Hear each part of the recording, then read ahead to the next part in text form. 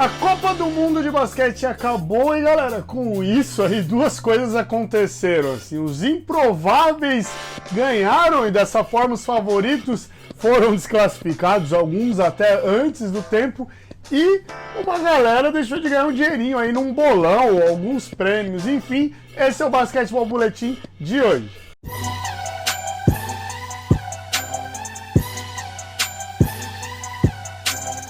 Salve, salve, galerinha do área, Diego Silva para mais um Basquetebol Boletim, o nosso jornal semanal, né? Apesar que não saiu na semana passada, mas tem hora que dá essas... enfim. Bom, não saiu na semana passada porque eu acabei gravando na correria e aí eu errei algumas informações e algumas falas, erros bestas, mas que eu não queria passar esses erros para você. Para não perder nenhuma informação, tanto do canal quanto do nosso site do Área Restritiva, não deixe de acessar o site e se inscreve aí no canal, já ativa o sininho ali e fica de olho nas nossas redes sociais, beleza?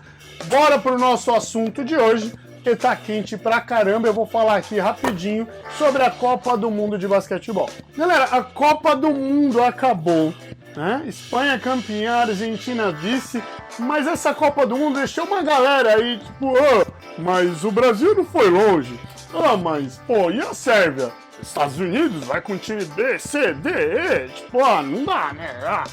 E a Austrália? O que adianta ganhar dos Estados Unidos nos amistosos e perder na Copa? E aí vai, cada um tinha sua desculpa pra reclamar da Copa do Mundo e o que foi chato pra caramba de ouvir. É verdade. Mas galera, a gente tem que parar pra pensar no seguinte, vamos lá, Antes de qualquer coisa, duas coisas elas têm que serem lembradas nesse momento. A primeira delas é o ranking mundial de basquetebol, que tem as seleções na seguinte ordem: Estados Unidos, Espanha, França, Sérvia, Argentina, Eslovênia, Grécia, Croácia, Rússia, Austrália e Brasil. Esse é o ranking mundial da FIBA de basquetebol masculino. A última atualização dele foi feita em fevereiro desse ano. E aí tá ali, eu fui até o 12º, que é o lugar do Brasil, e eu não preciso falar mais lá pra baixo. Tem algumas seleções aí como Itália e tudo mais. Mas enfim, vamos até o Brasil ali. A outra é uma máxima aí do basquetebol que muita gente utiliza, inclusive os comentaristas do Sport TV comentaram um pouquinho sobre durante os jogos da Copa do Mundo, é que a gente tem o hábito de medir forças no basquetebol mundial pelo número de jogadores da NBA que estão em cada seleção. Então, pensando nesse ranqueamento, por exemplo, a Argentina seria aí a seleção mais fraca ou uma das mais fracas da Copa do Mundo. Se vocês querem saber mais disso, eu fiz um vídeo só falando dos jogadores que a gente viu observar na Copa, que são jogadores que estão na NBA.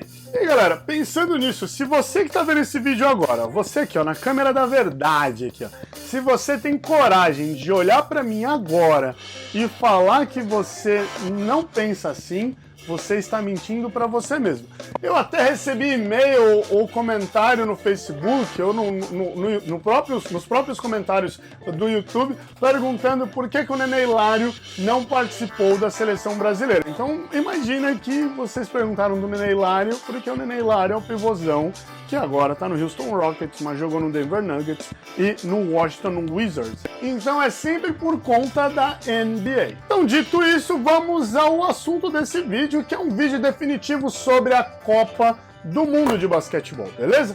E não tão definitivo assim, porque eu já preparei um outro vídeo que vai sair aí nas próximas semanas com 5 perguntas respondidas aí na Copa do Mundo referentes à NBA, tá certo? Então bora, vamos lá. E aí, se vocês querem saber mais alguma coisa da Copa do Mundo, já comenta aí embaixo. Pensando no Brasil, a seleção brasileira ficou em 13º lugar de 32 seleções, e aí é aquilo, né? A gente começa aquela discussão, até quando isso é bom ou não e tudo mais.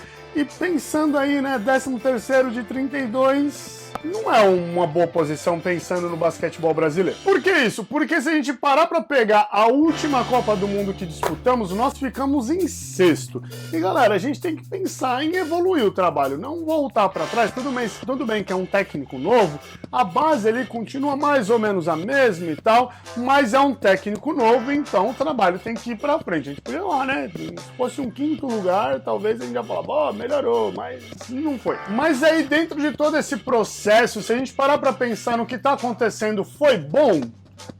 Não. Galera, vamos lá, olha. Se a gente parar para pensar nas atuações, beleza, ok, tivemos atuações muito boas, como o jogo contra a Grécia, mas da mesma forma, nós tivemos jogos muito ruins. Então a gente ficou nessa ainda de um jogo bom, um jogo ruim, um jogo bom, um jogo ruim, e ainda tem aquilo, né? Se a gente parar para pegar a quantidade de quartos jogados e a quantidade de quartos vencidos pelo Brasil, a gente perdeu mais do que ganhou. Então a gente fica naquela, né? Pô, né, mais por menos, a gente ganhou lá, a gente saiu invicto, mas não ganhou todos os quartos dos jogos, que é, querendo ou não, é uma maneira interessante de se ver o jogo, porque você consegue dividir os momentos das partidas. Mas aí, galera, vamos pensar aí, ó, vamos lá. A maior meta do Brasil, assim, se eu estivesse falando agora pra vocês que eu esperava um Brasil campeão da Copa do Mundo, eu estou mentindo, né? A maior meta do selecionado brasileiro era a vaga para os Jogos Olímpicos, que também não conseguiu. Então, se a gente falar que a gente perdeu o que era a nossa melhor meta, que era ficar entre os 2 melhores das Américas, aí as vagas acabaram indo para os Estados Unidos e a Argentina, então foi um fiasco, né?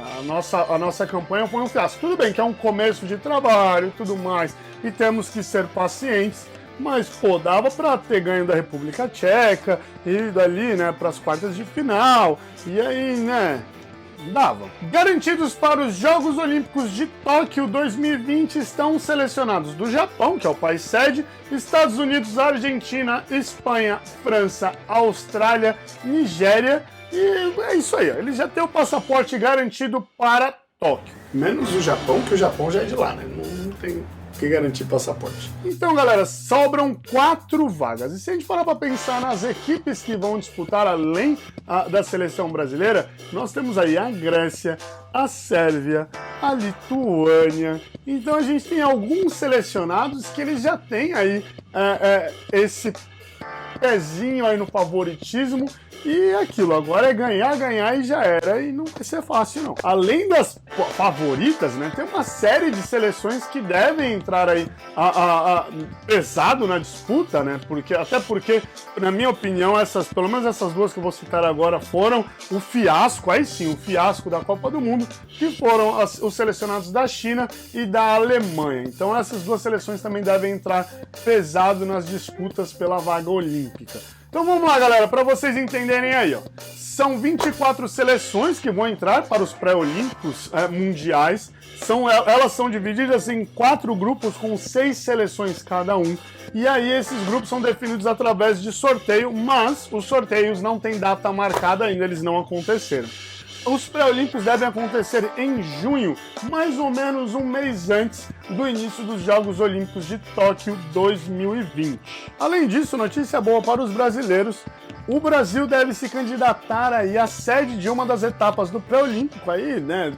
Eu já coloco que ou deve ser em Belém ou em Goiânia por conta de todo o apelo que tem tido por essas regiões. Goiânia ainda que foi um dos recordes de público durante as eliminatórias da Copa do Mundo no mundo inteiro, assim, não só das Américas, mas é o recorde do mundo. No mais, quanto à Copa do Mundo, o Brasil terminou em 13º lugar aí, né? Ficou aí, se a gente fosse pensar no ranking, uma posição abaixo, perdendo 2 jogos para o primeiro do ranking e para o 24º, 12 posições abaixo do Brasil, a República Tcheca. Quanto aos Estados Unidos, muitos veem aí a campanha dos americanos, dos norte-americanos, como decepção. Mas aí, galera, o Kobe Bryant deu uma entrevista que ele falou aí, a era do Dream Team já acabou já, então dá uma segurada aí, vai. E, pô, o Greg Popovich, ele também é muito feliz nas colocações dele, porque é o seguinte, se a gente parar para pensar que os Estados Unidos, toda a Copa do Mundo é obrigada a ganhar, toda a edição dos Jogos Olímpicos é obrigada a ganhar, é uma falta de respeito com as outras seleções que seguem trabalhando arduamente aí para aparecer no cenário mundial. E se a gente parar para ver aí os últimos resultados dos Estados Unidos, não foram resultados tão fáceis aí. O último Mundial, então, não foi tão fácil assim para os Estados Unidos, não. Então, galera, ficar, os Estados Unidos foi com time B, C, D, E, F, W, não importa, galera, porque os caras estão jogando com a vida. O Greg Popovich ainda coloca que esse elenco que ele levou aí para a Copa do Mundo é um elenco que treinou e jogou da mesma forma como jogadores que já estão com ele aí há vários anos. A gente tá falando de um técnico que treinou aí o Tony Parker, Manu Ginóbili e Tim Duncan, né? Tipo, pô, seja menos aí a galera que tá reclamando dos Estados Unidos. Então, galera, a gente tem que entender aí que não é que os Estados Unidos chegou aí com a equipe Y deles, assim, é que o nível de basquetebol mundial tem melhorado. Esse é o ponto que a gente tem que entender agora. Por isso que a Copa do Mundo tem 32 equipes, assim, por conta do nível do basquetebol mundial. O basquete mundial melhorou e muito. Não é por menos que o MVP da atual temporada da NBA é um grego de 23 anos, galera. Então vamos lá, ó. Não dá, né? Não dá, beleza? O quinteto ideal não tem um jogador dos Estados Unidos. O MVP da Copa do Mundo não é dos Estados Unidos. E não é porque os caras jogaram mal ou jogaram de calça jeans ou qualquer nome que vocês queiram dar para a atuação dos Estados Unidos. É porque o nível do basquetebol mundial melhorou. O nível melhorou muito, muito, galera. Então não dá para ficar reclamando aí. Vamos lá, ó. O quinteto, de novo, hein? O quinteto ideal da Copa do Mundo não tinha nenhum norte-americano. O quinteto ideal da Copa do Mundo tinham 2 espanhóis. Pô, o Scola, cara. O Scola, 39 anos e jogou fino. Ele jogou de terno. E aí, lembra o que eu falei no começo? Aí, ó, a seleção da Argentina, teoricamente, nessa ideia que a gente tem, né? Que eu ia falar que as pessoas, mas nessa ideia que a gente tem de medir forças pela quantidade de jogadores da NBA nas seleções, a Argentina não tinha nenhum jogador com contratos ativos na NBA, né? Porque eu acho que depois dessa Copa do Mundo aí, os caras ali garantiram entraram no radar nervoso da NBA. A seleção da Argentina não tinha ninguém, beleza? Então, os caras foram aí vice-campeões da Copa do Mundo de basquetebol. Os caras voltaram para casa com uma medalha, sem nenhum cara da NBA e com o maior destaque dos caras, um jogador de 39 anos que joga no basquetebol chinês, tá? Independente do Scola ser lenda, mas, pô, o cara tem 39 anos, joga no basquetebol chinês, foi para os Jogos Pan-Americanos, voltou para casa, ficou fazendo treino extras numa casa que ele tem na Argentina, e aí foi para a Copa do Mundo. Olha só, e a gente tá falando de um cara de 39 anos. Então, galera, o basquetebol mundial mudou, assim. Falar que os Estados Unidos deu vexame é cuspir pra cima e esperar que o cuspe volte na testa, porque não faz sentido nenhum. O basquetebol mudou e aí os Estados Unidos eles mostraram para todo mundo que ainda assim, mesmo perdendo, eles têm um projeto a longo prazo, porque eles fazem os training camps com os jogadores da NBA, já tem uma galera falando que quer colocar aí uma medalha olímpica no currículo, os caras vão chegar com sangue nos olhos nos Jogos Olímpicos de Tóquio, aí a gente tem aí Donovan Mitchell se preparando, Kemba Walker se preparando, Donovan Mitchell tá tentando virar um All-Star, e aí era uma chance que ele tinha, jogou muito, o Kemba Walker jogou muito, enfim. O selecionado dos Estados Unidos era um selecionado incrível. Vem falar que aquele selecionado não tem ali seus destaques da NBA, pô, Kemba Walker, Donovan Mitchell, Brook Lopes. Cara, por mais que vão falar, mas é o Brook Lopes. Cara, é um pivô que tá abrindo pra chutar de fora, que faz o trabalho dele dentro do garrafão. E aí vocês vão ver o cara jogando no Bucks. Agora, olha lá, o que o cara vai fazer no Bucks? Vai jogar muito e acabou. Da mesma forma aí, cara, reclamar do Brook Lopes agora e passar a mão na cabeça do Marc Gasol não fazem sentido. Assim, são coisas que não fazem sentido, que são jogadores que se recriaram, que têm um estilo de jogo bem parecido. A diferença são as escolas onde eles jogam, né? O basquetebol norte-americano é um basquetebol muito mais de situações de 1 contra 1, um jogo mais passado, mais aberto. E aí, o basquetebol espanhol já não é, né? Aquela coisa de passa, dá e segue. E aí, o Marc Gasol se mostrou demais nessa Copa do Mundo. Mas, de qualquer forma, uma certeza todo mundo tem que ter, que os Estados Unidos vão para os Jogos Olímpicos de Tóquio com tudo. Com tudo. Kevin Durant já demonstrou interesse, Stephen Curry já demonstrou interesse. Então, galera, os caras estão mordidaço. Odidaço. É isso, galera. Gostou desse vídeo? Comenta. Não gostou? Comenta também. Comenta também. Deixe seu comentário aí, ativa o sininho, acessa o site. Já lembrando, a gente está mudando de servidor, a gente está fazendo umas inovações aí no área. Vai ter muito mais basquetebol feminino também passando lá no site. Então não deixe de acessar o site, acompanhar as nossas novidades pelas redes sociais. E a próxima entrevista do Tô no Área é com o poderosíssimo Ninja. O poderosíssimo. Ele vai lá falar com a gente, truta. É isso. Abraço.